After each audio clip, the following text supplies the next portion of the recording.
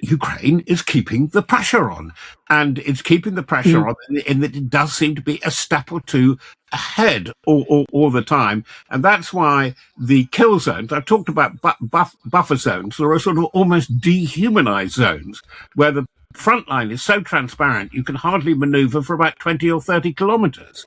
And so that's one of the advantages. Sorry, the other thing that we have to put in here is, yes, we heard about the Flamingo, which the critics said was just a souped-up version of the V1, of Hitler's V1, with which he attacked London in 44, 45.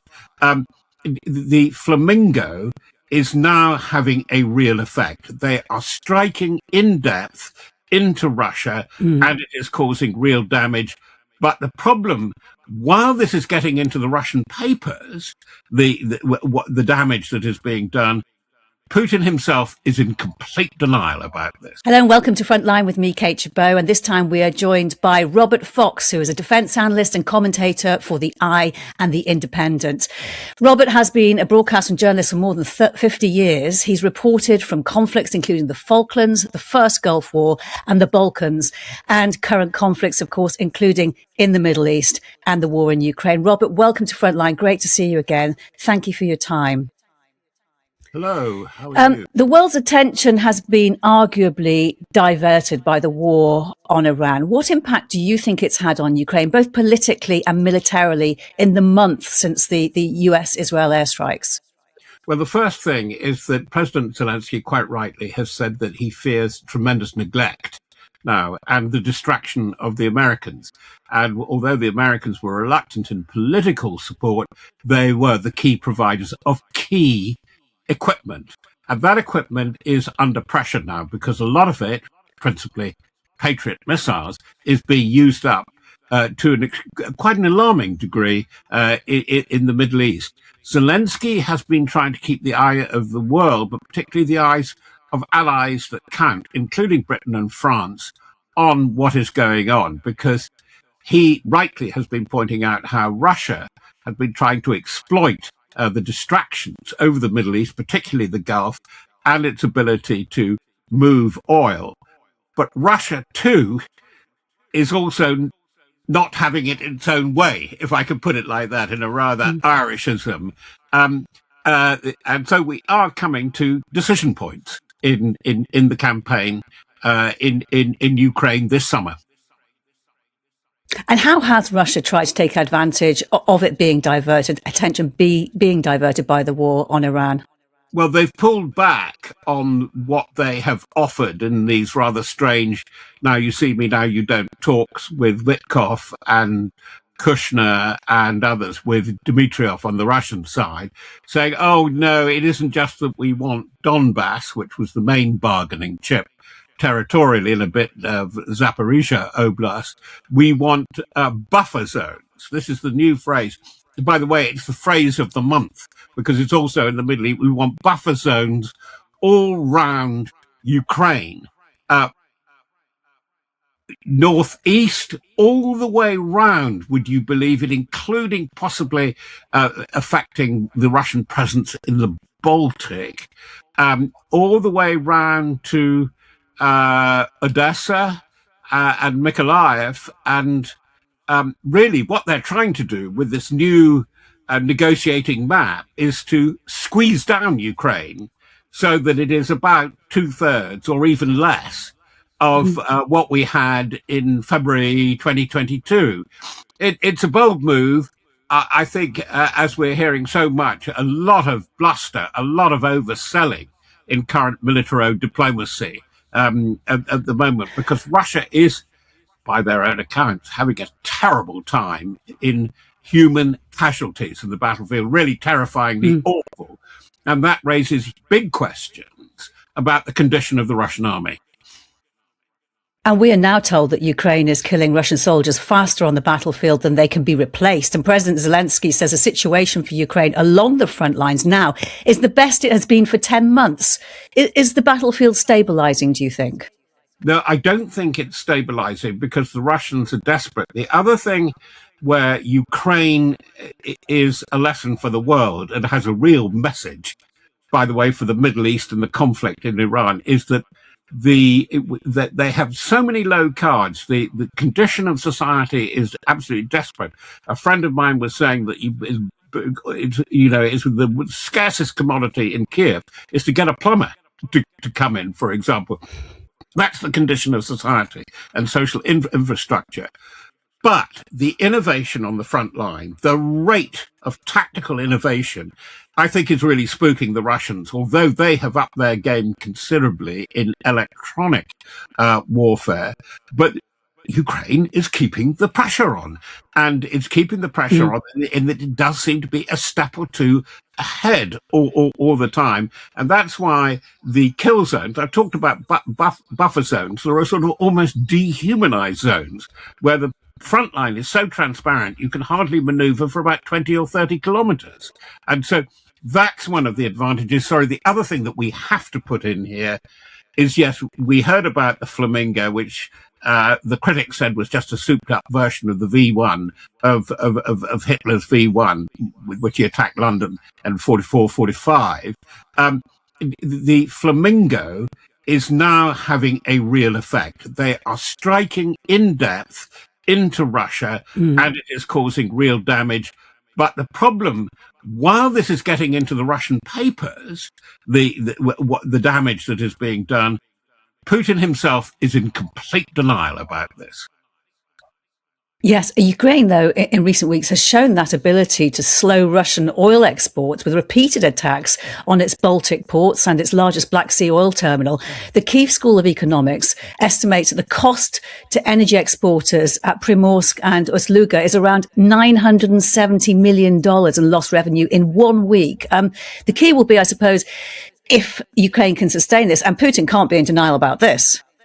It's going to be very interesting because they play the Trump publicity game, the Ukrainians, and they sank one of the more modern frigates of the Russian Black Sea Fleet, or they damaged it very badly in the main oil port, as we know, on the Black Sea.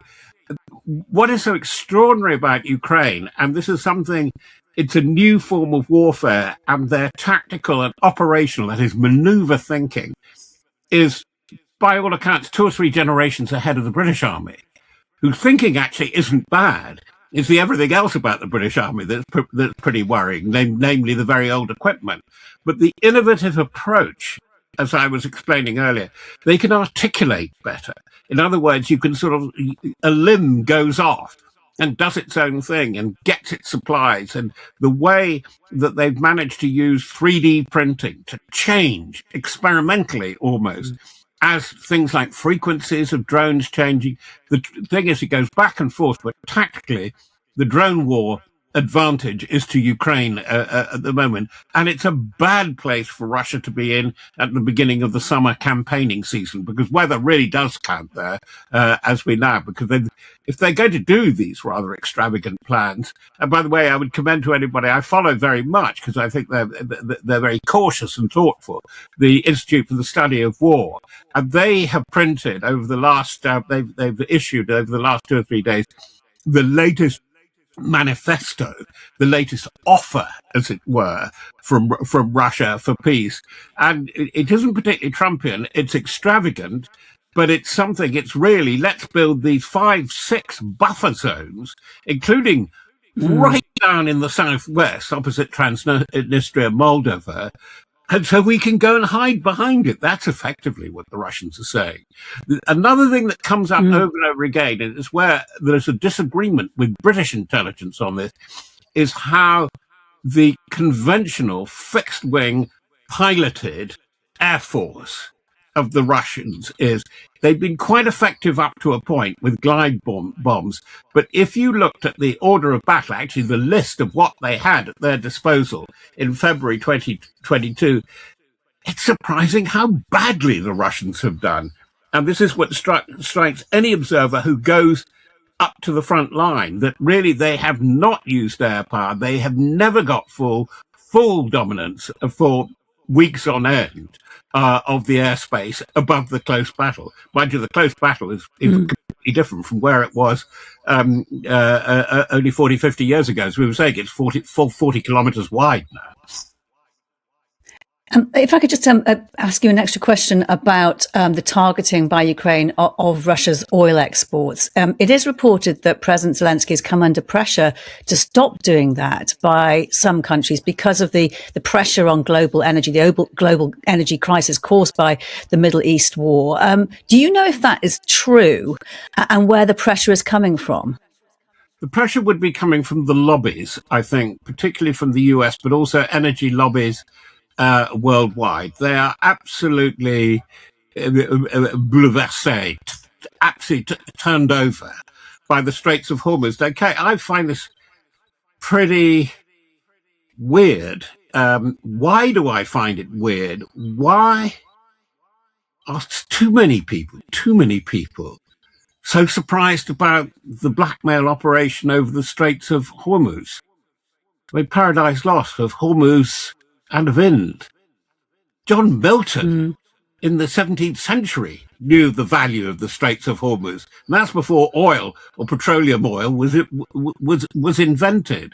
And I think that it's something that demonstrates to us how short-term the commodities market is, that they trade, when they're scoping. I've been talking to one or two quite well-reputed international oil analysts, and their energy scoping is in detail only 2 or 3 years. And then when they get further out, looking at 10, 20 years, it's so vague. I cannot understand why they didn't factor in the Straits of Hormuz. Now, as you know, when the bombing campaign was about to be launched last June, it ended with the 2-day strike by the B-2s, Midnight Hammer. I met John Healey. I dine out on this one. John Healey, Defence Secretary, British Defence Secretary. At Aldermasters, it happened, the atomic weapons establishment. We were on a visit there about apprenticeships. And I said, what are you thinking with the deployment of the Navy about the Straits of Hormuz? Because if we have real tension with Iran, isn't it likely they will try to close it or mine it? What did he say? Whatever put that idea into your head? I mean, either he was or he was taking me for a fool, which is fair enough, or he really hadn't thought about it. But since only 2 weeks ago, he didn't know how many fighting ships we had in the Royal Navy. Well, I look forward to talking to you again, Robert, when you met up with him to sort of have an update conversation on all of that and hear what your conversation, how that goes. Yeah. Yes. And just you were talking about the buffer zone idea, and Russia is now, or what Russia's been asking for, is now threatening the Baltic states with reprisals, as the Kremlin accuses them that they have been allowing their airspaces to be used for drone attacks on Russia. It hasn't articulated what kind of military action it would take should it do so, but the example set by Iran has made these kind of considerations of direct military action on neighbours perhaps more easy to throw away as threats. I think they've been up to mischief anyway, and it'll be mischief. It's what we saw in Crimea in 2014. Little green men messing around with, and they're very vulnerable on communications and cyber. And there have been huge cyber attacks from Russia on individual members of the 3 Baltic states, going back to 2007, 2017, where, the ATM banking cash point system was practically knocked out for a day or so in one famous incident. Look, this has been on the cards anyway for some time, when things were not going quite as Putin and Gerasimov, his commander, thought they should in Ukraine. It's a diversion. And always the Baltics were going to be vulnerable in this respect. This is where actually what the Brits are doing is not quite so daft as it may appear, putting in a battle group, rotating them, quite well swept up, training and working with the Estonians, because that is the tripwire. They're not there to fight the Russians, but they're there to signal when things are going wrong and when things are happening. It could go very, very complex. the whole space around Ukraine as much as within it. And they could start doing naughty things, I suspect, we've got the Baltics, but also the Balkans. Watch there. I do think that they will get up to and you will see false flag incidents, probably some quite serious sabotage, the kind of things that we've seen with the DHL and the famous sex toys blowing up and things like that, or some all-out stuff. And we cannot now discount the terrible the cyber attack on Jaguar Land Rover, which cost the British economy nearly 10 billion, all told. We're going to see a lot of that. I'm pretty confident, because Putin isn't going to step down. It is quite clear these talks about talks, and we were given the message very clearly, were we not, in Alaska in August last year when they met. This is all pantomime, the stuff about talks. They don't want to talk about it. Putin is now obsessed, if he wasn't always, with Ukraine, and he cannot step back from it.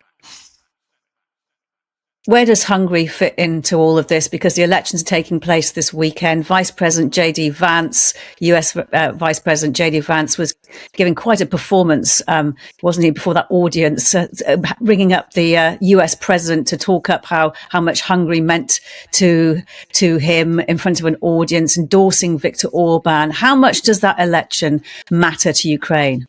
I wondered if J.D. Vance had been reading Lewis Carroll just before he went there with both Alice in Wonderland and Through the Looking Glass, because he accused Europe, the big enemy, and this is where things are getting a bit silly now, of interfering unwarrantedly in elections, in internal business of a member like Hungary. And of course, we're encouraging you to vote for Orban. We're not interfering at all. I mean, this is what's really beginning to concern, is the sheer clownishness of American diplomacy at the moment. It is, as one of the best White House commentators, New York Times, put, it is the big clown shoes coming out of the White House all the time that is so worrying. Because a lot of this stuff, Kate, for me anyway, doesn't make sense. It's a sort of strange trying to do a Rubik's Cube with the English language, but it never quite aligns. It never quite makes sense. And we've particularly seen it so in the diplomacy regarding Iran and Israel and Lebanon. Your question, I don't really know. I think what I fear is if Orban loses, or he loses by a whisker, he's going to go down very, very badly. But there's not much that his prime agent and supporter, who would be Putin, is going to be able to do anything. I think Trump will say something, in victory or defeat, whatever happens, to Orban. But I think it's likely, and it should galvanize Europe to see that it has to move away or detach for its own purposes from America. And I think it'll be part of that process. I don't think it's going to be cataclysmic, but I think that if he wins or loses by fair means or foul, there's going to be a tremendous stink. Yeah, and you mentioned, Robert, excuse me, you mentioned there the sort of the clownish nature of US diplomacy at the moment. And we are all used to the unpredictable and loose language of the US president, who threatened, notably this week, to kill off Iran's civilization in one night. Words do matter, don't they? How damaging do you think those words were, for example, in the way that China views the US? Well, I think China is very interesting, and Xi himself, in his view of what China represents culturally, for somebody, in his pronouncements is sort of classic Chinese version Marxist-Leninist. He is actually very, very big on Chinese culture, which is millennia old, and he would regard this with disdain. I quite like his demeanor. Margaret Percy's documentary is going up. It's absolutely excellent on Trump and China. But I like the way that Xi always has this half smile. He's slightly distant because I think here is a very, very clever man running a terribly tough regime, executes more people of its citizens than any other country in the world, top of the league according to Amnesty. But he is somebody who can play the close battle, the depth battle, and the rear battle. He sees things in depth. And I think that what he is saying is that Trump isn't going to be there forever. There are enormous structural problems for China, namely aging, but particularly the quandary coming down the road in agriculture that's coming from the Straits of Hormuz. 30% dependent for food supply from imports, the desperate need for fertilizer products, which it does get through the base products, a lot of them, for fertilizer through the Straits of Hormuz. So that would be his long consideration.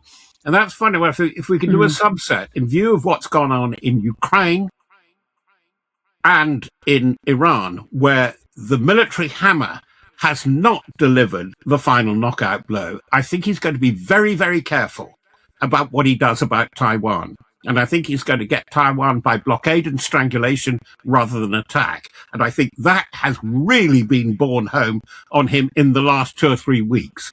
So that's a big consideration.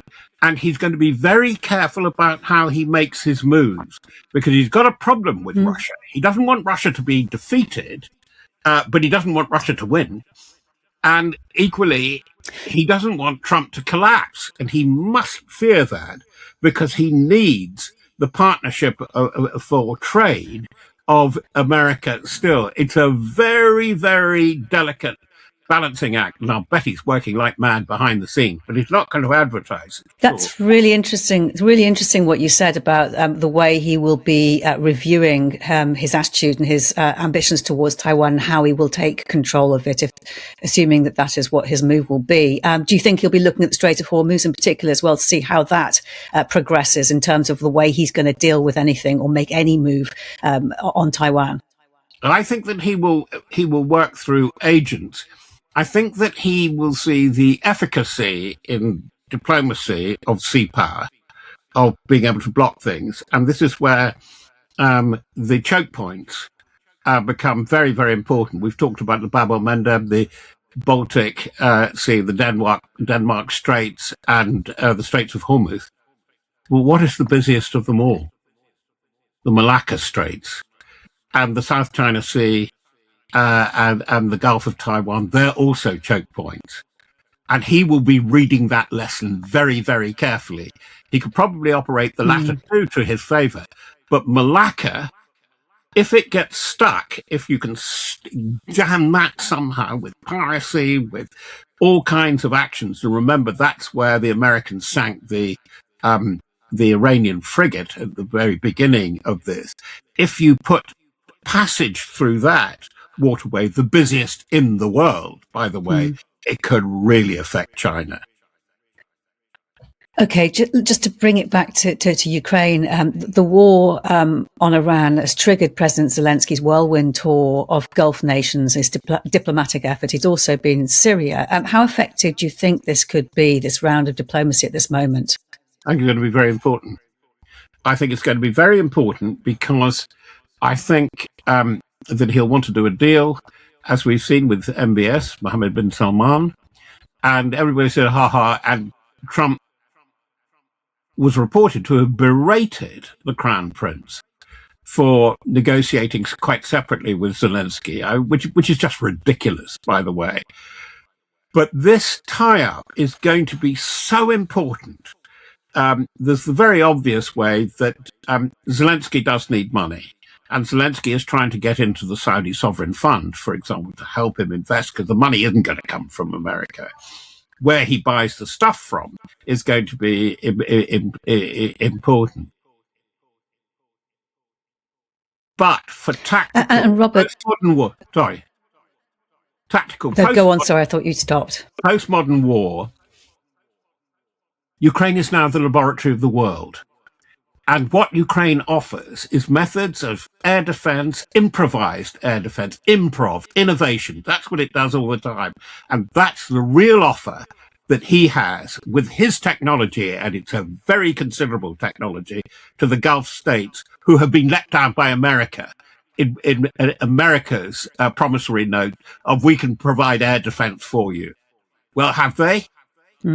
Oil fields, desalination parks, hotels, and airports, at least three set alight. And this is why this is not the minnow and the whale. It's actually a real partnership.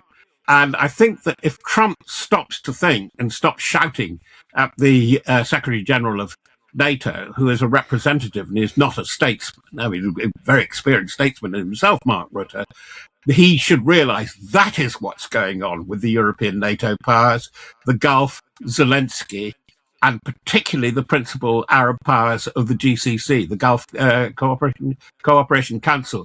We have seen a revolution in diplomatic affairs in the last 3 weeks, if only we could spot it. And the US president, obviously, he met the NATO Secretary General this week. He again is reported to have vented his frustration over the alliance. White House spokesperson Caroline Leavitt quoted Trump as saying NATO, they were tested and they failed during the Iran war. What future do you see for NATO? Oh, I think NATO will go on. Because I think even Dan Kane, the chairman of the Joint Chiefs, certainly Mark Milley, one of his predecessors, NATO is a force multiplier for America. This is the clown car aspect of Trump diplomacy and statesmanship. If he says we're going to withdraw from NATO, by the way, he won't be able to do it within the time frame of his presidency because it'll have to go through Congress. But I'm not going to fund it. He weakens America, and America is much weaker than we generally realize. It's used up an awful lot of ammunition and ordnance on this strange war in Iran. It is saddled with debt. We all are, and debt is one of the big problems. He wants $200 billion for the war. He's not going to get it, but he needs to restock the ammunition. Look at the parlor state that the stocks of Patriot missiles are getting into now. They only make about maximum 700 a year. They had 4,000 in stock, and they've been pooping them off left and right, and particularly that's why they've been trying to gather so many back from those they've sold it to already, like Poland. But that it's worth looking at things like Patriots and Tomahawk because they are emblematic of the jam that America is getting itself into, and it didn't need to. Where does all of this leave Ukraine?